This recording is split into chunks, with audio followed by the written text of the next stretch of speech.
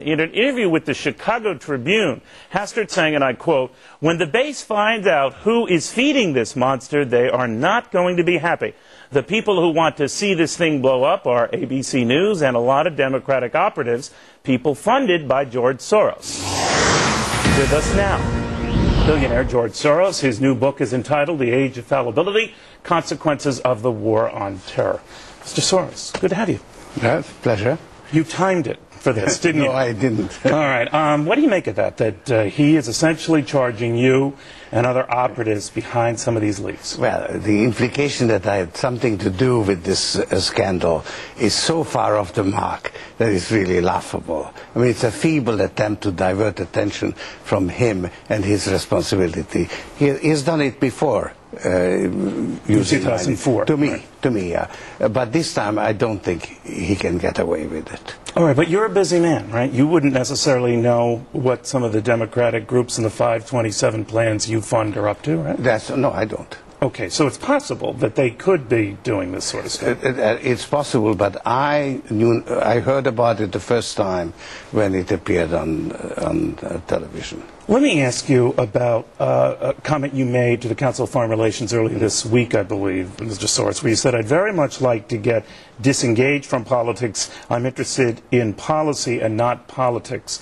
Does that mean you don't contribute anymore? No, I think it's very important, actually, to re-establish checks and balances for the Democrats to capture at least one of the houses. But I think that we are really in very big trouble as a country, and we need to deal with the really dismal prospects that we are facing in the war on terror. I really became engaged in domestic politics in 2004 because I felt that the single most important thing I could do to make the world a better place is to help get President Bush out of the White House. And unfortunately, events since then have borne me out. What did you think that, despite all your money, whatever it was, $25 million, and you touched on it in your book, the American people re-elected George Bush? Yes. Well, partly, I think the elections came a little too early for people to realize how bad things were in Iraq. But also, I think there is something wrong, unfortunately, with our electorate, because we don't like to hear inconvenient truths. We want our leaders to tell us what we want to hear. Everything is fine. We are in charge. And unfortunately, we have to face reality. Well, what's the reality to you? You say the war on terror is essentially a mistake. That is what I'm saying. It's a natural way to respond to the terrorist attack. We were attacked. We have to hit back, call it a war. But the way this phrase, this figure of speech was then implemented, actually was counterproductive. It has made the terrorist threat much bigger, and it has really endangered our dominant position in the world. But you were supportive in the early days, and you spell this out in your book, that in the early days and going into Afghanistan and going after the Taliban, that you were for. And you do have a record of being for military incursions in the past, as in Bosnia, et cetera. As a matter of fact, I was together with Paul Wolfowitz lobbying the Clinton administration for taking a more forceful position in the Balkans. Yes, you were. But here's what might shock some people, and I guess this is why you can be a polarizing figure, Mr. Soros. You say the war on terror, as we have waged it since 9/11, has done more harm than good. Yes. It's pretty strong. Well, because, you see, we abhor terrorists because they kill innocent people for political goals. Now, so when we chase them down, we really must go out of our way not to do the same thing. Because if we torture people, humiliate people, kill people who are innocent, they look at us in the same light as we look at terrorists. And that is, in fact, what has happened, particularly in Iraq. Last time I checked, there aren't a whole lot of billionaires on the planet, but according to Forbes magazine, he is the 27th richest one. George Soros back with us. The book is The Age of Fallibility, Consequences of the War on Terror. And in that book, he has nothing good to say about the President of the United States. Nothing. Zero. You hate the guy. No, I certainly don't hate the guy at all. This is a misunderstanding. You didn't say one thing nice about it. Unfortunate. I am opposed to the policies. I think our But has he done anything good? We got the Dow at a record. We got the economy doing pretty well. 4.7% unemployment. I have no beef with the economic policy. I think I can say something good actually about him, because he has been very broad-minded on immigration, and he really sponsored a good bill.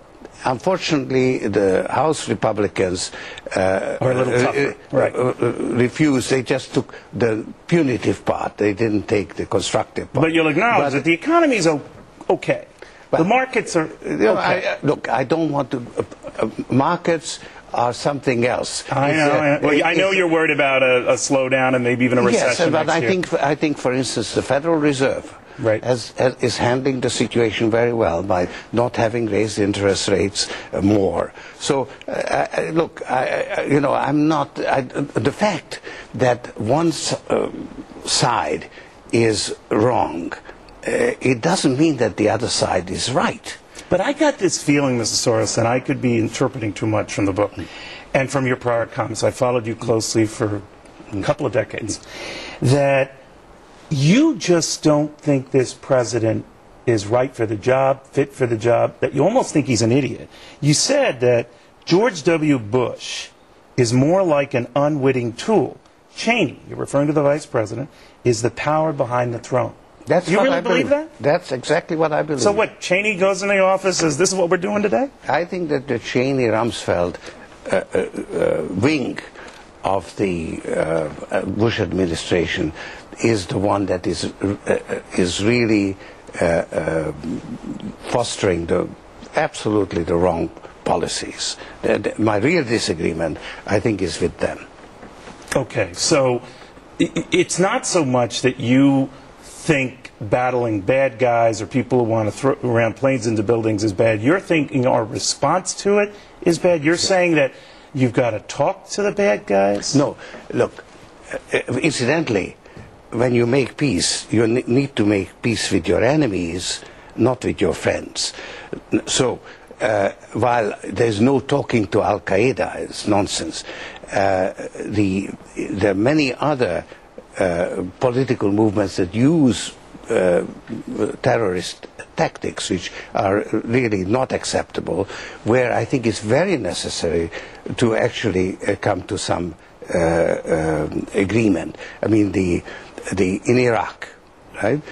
It's really the occupation and the humiliation we have inflicted on people whom we put into prison, tortured, humiliated. But humiliation, Mr. I mean, here's humiliation for 3,000 of our people getting killed. And after that, you say, when I heard President Bush say either you are with us or you're with the terrorists, I was reminded of Nazi propaganda. Look. Yeah, you're a very smart man. London School of Economics. Is that a proper statement to compare the leader of the free world to a Nazi? No, I did not call President Bush a Nazi. You said, reminded you of Nazi propaganda. You know, when people who criticize the administration's policies are called traitors, that is exactly what the Nazis did. And that does remind me. And I do take objection to it, because that's against the principles of critical discussion which has made this country great.